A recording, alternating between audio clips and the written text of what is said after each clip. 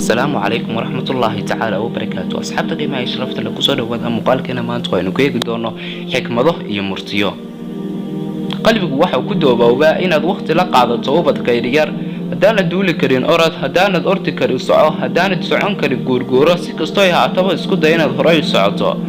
إذا صار يكوبنا ونحرايسان أطفى الصيحة ولا فهم كرا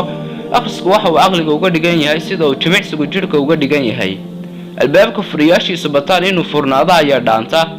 isku diyaari waxa ugu xun laakiin rajay waxa ugu fiican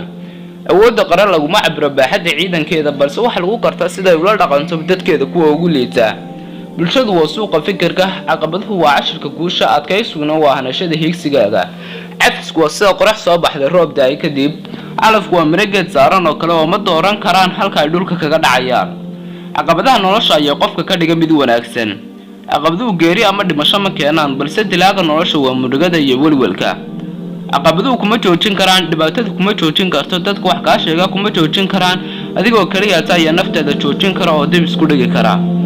aqliga caafimaadka qaba jir caafimaad qaba ayaa ku jira cirku ma laha axad ama meel uu ku dhamaado maskaxduna waa sidaas oo kale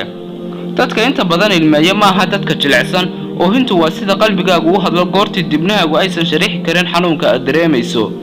dadku ku waxay inta badan hilmaamaan inay ku mahad celiyaan markaad wanaag ku samayso laakiin marnaba ma hilmaamaan inay ku eedeeyaan haddii aad wax qaldan ku samayso dhoola cadeyntu waa jawaabta ugu fiican ee cadowgaaga siin kartid dhibtu waa furaha fikirka fikirku waa furaha aqoonta aqoontuna waa furaha guusha intaanaynu ku eegi doonaa muuqaalkeena maanta asxaabta qiimaha sharafta leh waxaan leenahay muuqaalka noo subscribe noo saar noo like gareeyo noo share gareeyo. Wassalaamu calaykum waraxmatullaahi tacaala wabarakaatuh.